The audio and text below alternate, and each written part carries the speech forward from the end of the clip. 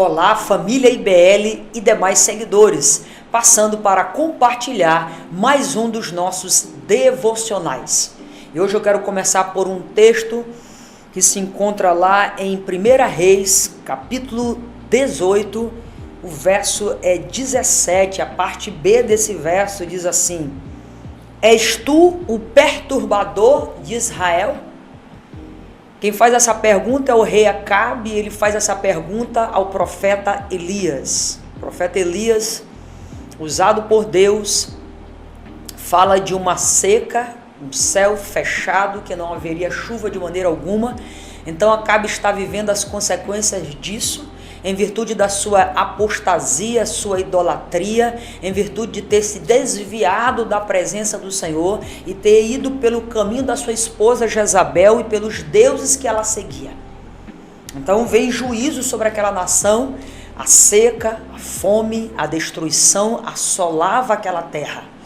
E agora Acabe, em um ato de desespero, de angústia, de medo, de impotência, diante daquela situação, ele, quando se encontra com Elias, que já fazia muito tempo que eles não se encontravam, e ele estava à procura, à caça de Elias, como se Elias fosse o inimigo.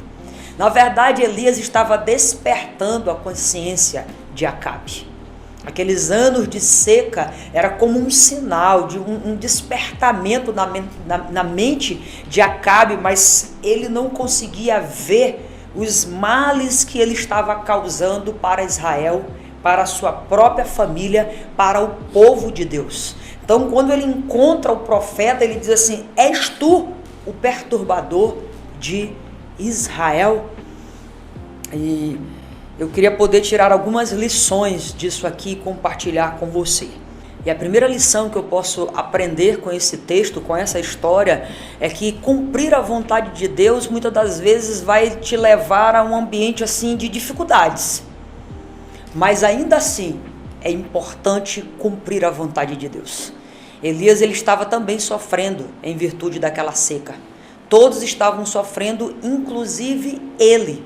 Então, muitas das vezes nós achamos que nós estamos cumprindo a vontade de Deus, e por cumprir a vontade de Deus, Deus é obrigado a nos deixar em um ambiente tranquilo, em um ambiente de paz, em um ambiente, onde nada de transtorno aconteça. Não. A paz que Deus tem para mim e a paz que Deus tem para você não é a ausência de conflitos, não é a ausência de escassez, não é a ausência de problemas, não. É presença em meio a tudo isso. Isso é que é paz. Paz não é ausência. Paz é presença. Paz não é ausência de dificuldades.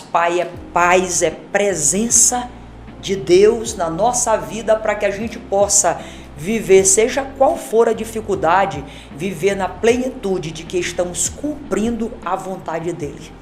Então Elias, ele estava passando por dificuldades, ele estava sendo perseguido, ele estava em uma seca, ele estava passando fome e sede também, ele foi alimentado por viúvas, enfim. Então ele passou por momentos difíceis para cumprir a vontade de Deus.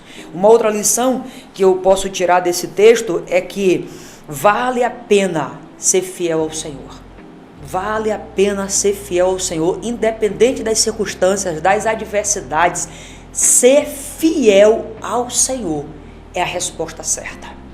Já aprendemos que nem sempre ser fiel vai nos dar, digamos, um resultado imediato, assim, aquilo esperado. Eu penso agora em José. Foi fiel ao Senhor e ele foi parar onde? Em uma cadeia, foi preso. Mas o Senhor foi infiel com ele? Não. José estava cumprindo um propósito ali. Então, às vezes, nós vamos ser fiéis ao Senhor e, a princípio, nós vamos sofrer algumas consequências em virtude disso. Em virtude de quê? Em virtude do sistema, em virtude do ambiente onde nós estamos. Mas o que eu quero lhe dizer é que é garantia certa de que Deus está sendo honrado e que Ele será glorificado. A gente pode perceber que depois desse episódio, seguindo aqui o texto, nós iremos ver claramente que Elias convoca todos os profetas de Baal e ele então desafia aqueles profetas a estabelecer um culto ao Deus vivo, eles não conseguem, porque quem não tem presença não tem culto, quem não tem presença de Deus não tem essência, quem não tem presença não atrai a glória de Deus. Então eles não atraíram, e Elias então pôde edificar um altar, restaurar um altar e atrair a presença de Deus, porque a presença de Deus é atraída com a vontade de Deus, com o desejo de Deus, com os anseios de Deus. Então, queridos, nós precisamos ser essa geração que a gente não venha se importar se nós estamos perturbando a ordem de alguns.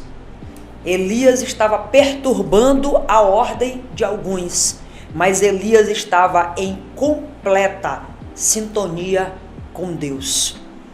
Quem é o perturbador de Israel?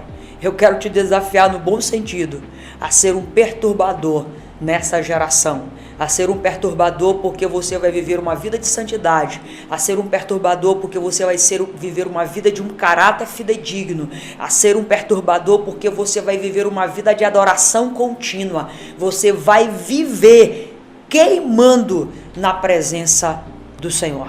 Deus te abençoe, Deus abençoe a sua vida.